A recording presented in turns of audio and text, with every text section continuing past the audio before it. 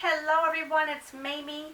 It's the beginning of November already, so we have to do an October wrap-up book chat. So let's get right into it.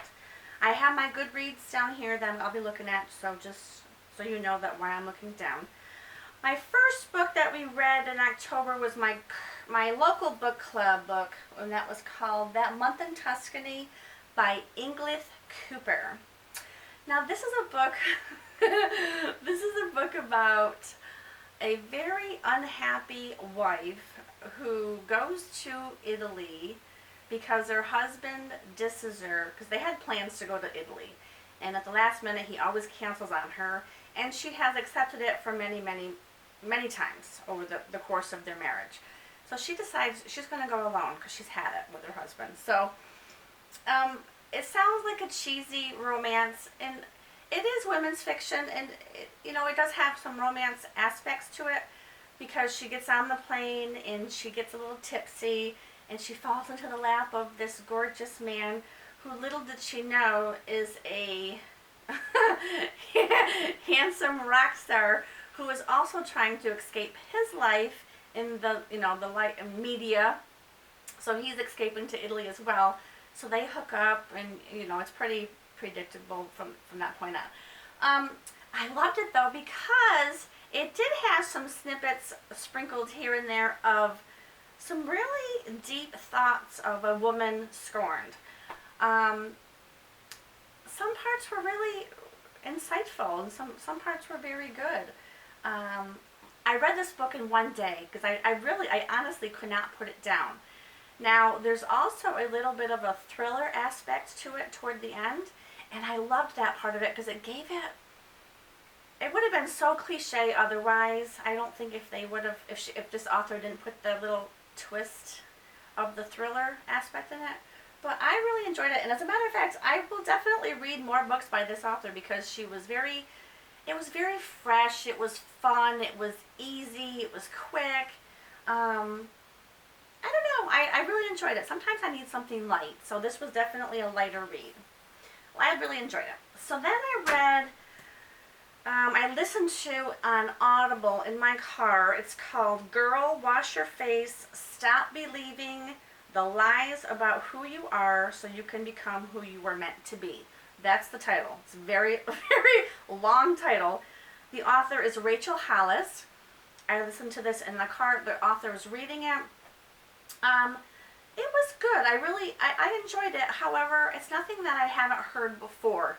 I mean, listen, I've been listening to self-help, inspirational, books since I was in high school. So I have learned from some of the greatest teachers out there. I mean, between Dr. Wayne Dyer, between Tony Robbins, between Louise Hay, Marianne Williamson, who else? Joyce Meyer. Oh my goodness, the list goes on and on. I have numerous fantastic teachers that have really impacted my life. So these younger girls, which she did a good job. I'm not saying she didn't. She did a good job. I've already heard these things before, so it was nothing life-changing or life aha moments reading this book, but she had some good points. The beginning of each chapter, she lists a lie that we tell ourselves, like the negative self-talk that we tell ourselves. And then throughout the rest of the chapter, she's trying to persuade you how to look at it differently and how the lie is not true, that we need to focus on the good and whatever. She had some good little tips and tricks, but she read the book, and I can't say her reading voice was my favorite on Audible. She did a fine job.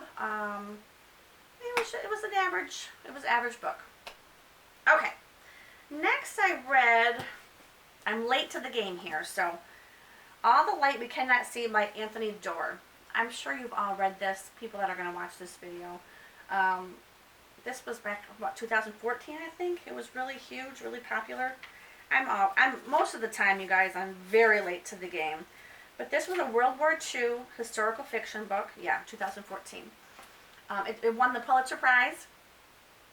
Fantastically written. Beautiful. With that being said, though, for me, there were parts of the book that seemed, oh God, who am I? Who am I to say anything other than praise for all these books, right? Who the heck am I? But there seems like sometimes there were parts for me that I was like, why did he put that in there? Why is that relevant? Why is that even necessary to put into the book? But I really enjoyed it. World War II, there's a young girl, her name is Marie Laurie. She lives in France with her father, in Paris with her dad, who is the key, the locksmith guy at the museum. So she's a little girl and she's blind. So her father takes care of her. That's one storyline. And then the other storyline is Werner, who is an orphan boy who is a German. So she's in France, the blind young girl, and he's in Germany. Now he's an orphan boy living in this orphanage. Well, it's kind of like a foster home, really. And with his little sister. So his little sister, he's always making decisions to help her. Like he always bases his decisions and he loves his sister very, very much. So his life is pretty much mapped out for him. He's going to go, once he gets old enough, he's expected to go into the coal mines, and that's where his father died, because he was a coal miner as well. So he doesn't really want to go into the coal mines. Well, Werner has this interest in radios. So he dissects them, he fixes them, he learns, it's all self-taught interest in these radios. So over the years, he is like an expert at fixing a radio or learning about a radio. He knows how to do it all. So word gets out, and this, the Nazi occupation finds out about this boy, and he has to go and fix this radio. So he does. So the guy intercepts him pretty much. So he kind of saves him from going into the coal mines, because he wants him to go to this fancy military school for Hitler. But does he save him? I mean, I guess he did, because he doesn't want to be in the coal mines, but he really isn't interested in the military either. So, but I guess because it has to do with radios that he accepts it. Anyways. So it's the two storylines. The little girl, one of my favorite parts. I could talk about an hour about this book, you guys. So I'm trying to make it brief without giving out too many spoilers. But my favorite part of the book, there's also a diamond. That's the father, when they flee Paris and they go to the seaside to her great uncle to escape when the Nazis come to Paris. So they're trying to get away from that. So they go to the seaside. So anyways, there's so much to talk about, and it's probably not making any sense because there's so much into this book. It's over 500 pages, so yeah, 530 pages. It's a rather dense book, and it's deep. It's not something that you could really read fast, like The Month in Tuscany that I read for book club. I read in one day. This took me a couple weeks to read because it was very deep, very beautifully written. The language is gorgeous, so I had to take my time with it. So with that being said, I loved it, but the best part for me was the relationship between the little blind girl, Marie Laurie, and her father.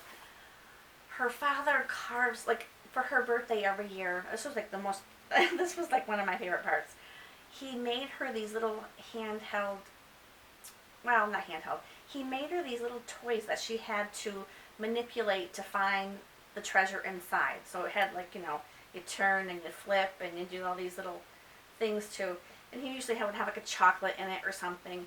But he also carved out where they lived in Paris, and then he did it again later when they moved to the seaside. He carved out all these little pieces, kind of like, me with my fairy gardens, kind of like a scene like that for her to learn where everything was because she was blind. So it was, I thought I could just picture like this town, these little, figurines and things that her father made himself so she could learn the town and she could get to places on her own. I thought that was magnificent. I love that part. But this book is beautiful. I know you've all probably read it. And then I also read, I'm just babbling today, aren't I? And then I read This Is How It Always Is by Laurie Frankel. This was adorable. Okay, I say it's adorable. I don't mean it in a, you know, elemental way or anything. It's really a beautiful book. It's a family of 7. This mother, she's a emergency room doctor, and the husband is a writer, so he stays at home. He works from home, basically. They have 5 sons. Now, before the last son is born, they're debating on having a 5th, so hopefully she gets her girl that she wants. So they decide to go for it. She gives birth to another boy. Well, when the boy turns about 5, he starts telling his parents that he wants to wear dresses. So at first, you know, they're like, okay, put a dress on, you know, whatever. But then it gets a little bit deeper. And then, you know, the authorities get involved, the schools get involved, the doctors get involved, and they're realizing that this child is trans. So, okay, now, how do I want to put this? This book is so, it's almost too perfect. Like, for me, the way the parents, and I think this is wonderful that the parents accepted the child the way she was, because she was born a boy, and the parents were so cool about it, and the older brothers were protective over her. So the boy was born Claude, but then he turns into Poppy. That's the little girl. And there's lots of decisions to be made with schools and moving and all these things. But they keep it a secret for a while, but at home she could be whoever she wants to be.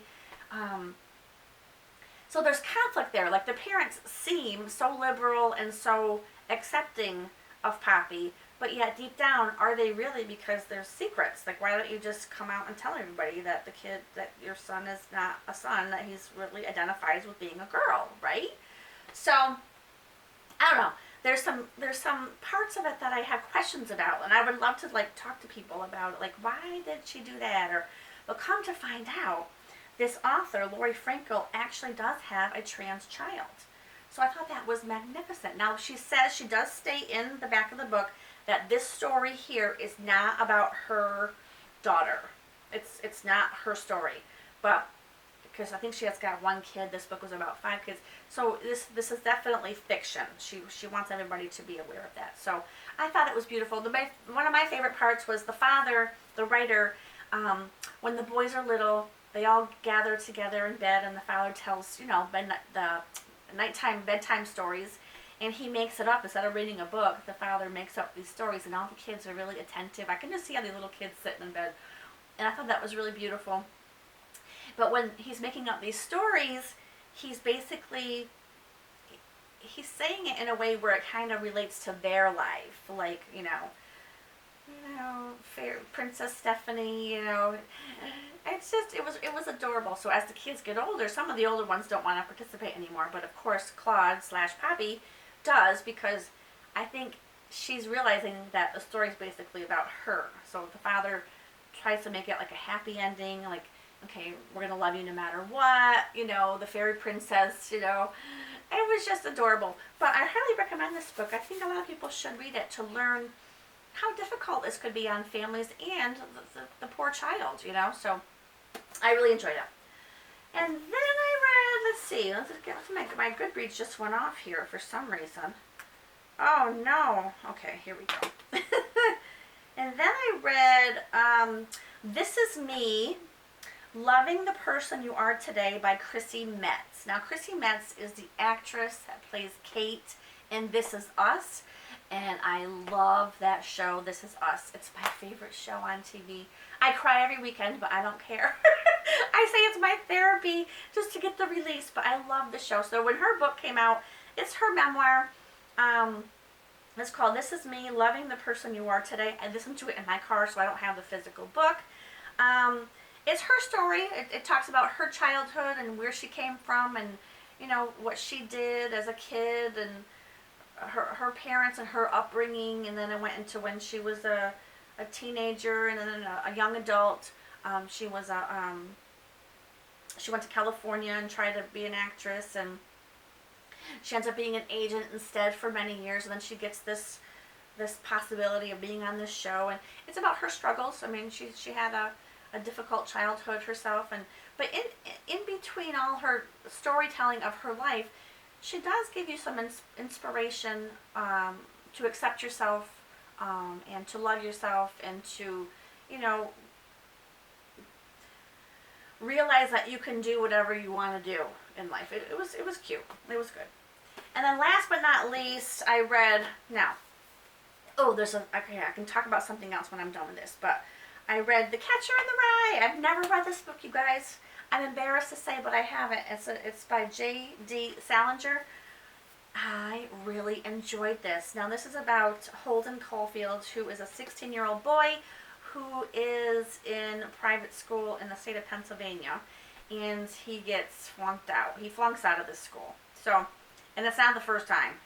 He's either gotten kicked out or flunked out of a few other schools, so this isn't the first time he does this. So it's about teenage angst for the most part. He narrates the story, but I really enjoyed it. As a matter of fact, I think this was published in 1951, if I'm not mistaken. Yes. But I really enjoyed the language. Like, I felt myself cracking up because he said terrifically a lot throughout the book. He says, it made me depressed a lot, or it was depressing, or seeing that's depressing. Like, that was in this a lot. So, like, there were some phrases that he repeatedly said over and over again, and I just found it comical for the time that it was written, if you understand what I'm trying to say. But I really enjoyed the story. His little sister played a nice part in here. So he when he quits school, in other words, he leaves school, and he goes kind of like on a 3-day, not a bender, but he does drink and he does get drunk, and I wouldn't call it a bender, but he doesn't want to go home to tell his parents that he yet again has flunked out of school. So he goes to New York, where that's where his family lives, and he stays here and he stays there, and he goes and talks to some of his old professors and his old friends, and he meets up with old girlfriends, and just to try to kill some time, because he's not supposed to go home until Wednesday, so he doesn't want to tell his parents any sooner than he has to that he yet again flunks out of school. But I believe he's narrating this from an institution, though, so isn't that right? Did I catch that part? That I believe his parents send him to some sort of institution.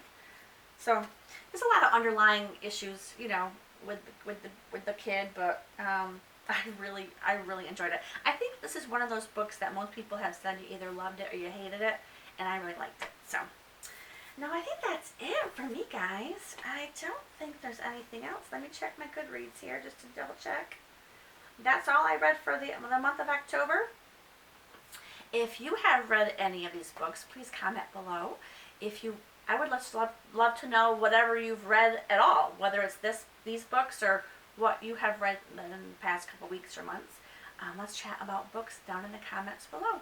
I hope you're well. Sorry for the lighting, but it is getting dark out now. It's not even 5 o'clock yet, and it's dark outside. So I'm trying to overcompensate by having all these lamps in the room, but I know it's not as good as natural light. But forgive me for that, guys, and I hope to see you soon, and take care. Thanks for watching. Bye.